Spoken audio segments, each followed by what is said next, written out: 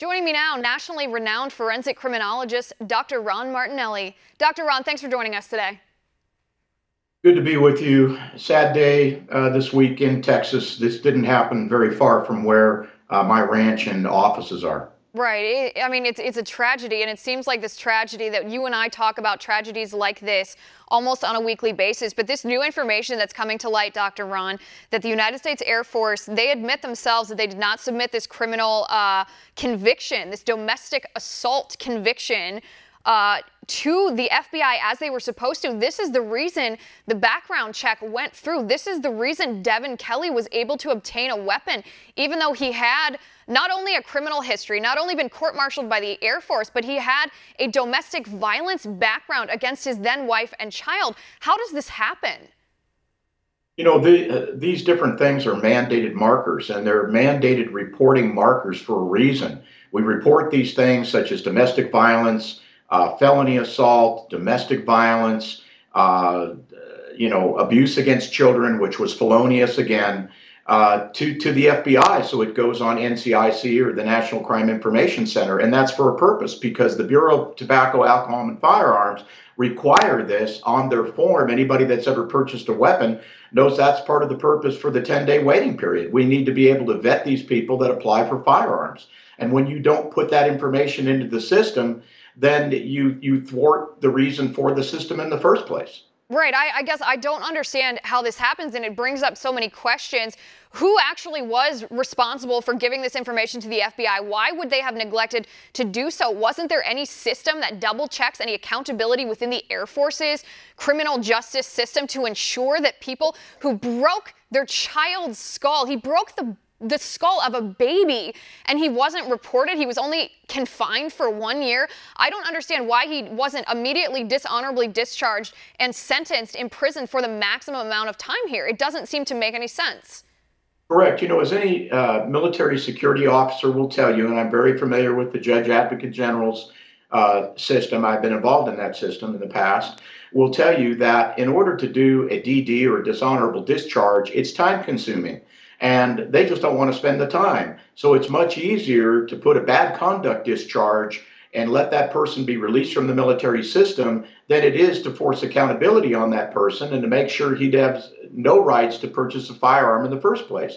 I mean, just think of it. Okay, we have people with this background that are allowed to come out of the military after serving time on felonious charges, and they're allowed to purchase a handgun because the military doesn't properly enter the information into the system because they don't want to spend more time on it. Right. It's absolutely ridiculous. And like I said, it brings up the question, how many more people like Devin Kelleys are walking in our neighborhoods, are living among us, are plotting these types of attacks because someone in the U.S. Air Force or any of the other branches for that matter did not report this type of conviction to the FBI. Because if I'm not mistaken, that percentage is very low. And if this is not the best argument against gun control that I've heard recently, that liberals are arguing for us to give over our Second Amendment rights to government officials, yet the very reason this killer was able to obtain a firearm, which by law he was prohibited from possessing, was because of the negligence and incompetence of those very same government officials. You know, the gun control advocates just get this wrong. They always try to make more laws. We have the laws. We have the protection, the firewalls to keep people from having guns. People, you know, this man also had, according to people that grew up with him, had some mental health issues and may have even been on psychotropic medications as he was growing up. I mean, the Air Force should have vetted that. If that, in fact, is the truth, that what the kids that went to school with him are saying, then that would have precluded him from entrance into the military, right? So now, you know, we have a combination of maybe someone that had mental health issues, certainly a motive to this particular act of shooting. One of the four motives is revenge. I believe this was a revenge motive. It certainly wasn't terrorism. It wasn't anti-religion. It wasn't anti-government. It was revenge. This was well planned.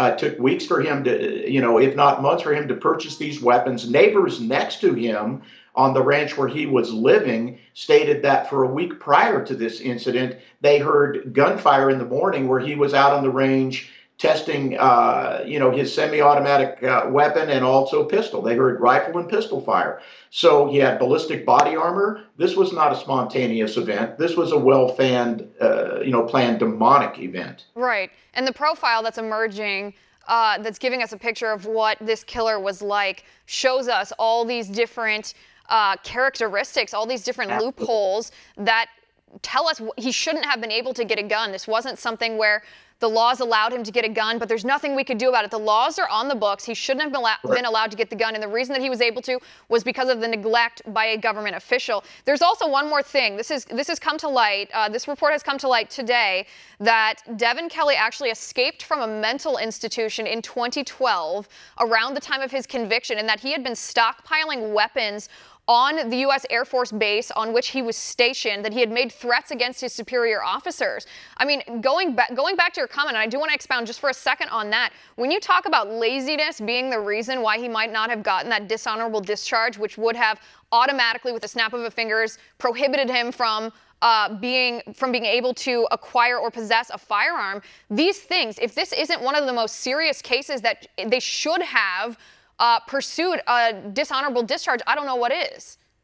Well, the Inspector General, I'm sure now, is going to do a complete investigation, not only of the Air Force, but all the branches of service, because I think we all seriously doubt that Mr. Kelleys wasn't the only person to fall through the cracks here. I think they're going to find a lot more people. By the way, a mental health history or any type of involuntary commitment by law enforcement, and certainly the security services of the Air Force constitutes law enforcement, is a mandated reporting. So, even if you take away the domestic violence, if you take away the felonious charges, the mental health commitment is enough to be placed on you cannot buy a gun list. Right. And I think we owe it to the citizens, the law-abiding, innocent citizens of our nation, to do an overview of this, an audit, to make sure that nobody else like him has slipped through the cracks so that nobody else gets hurt. Dr. Ron, thanks for coming on the show. I appreciate it, sir.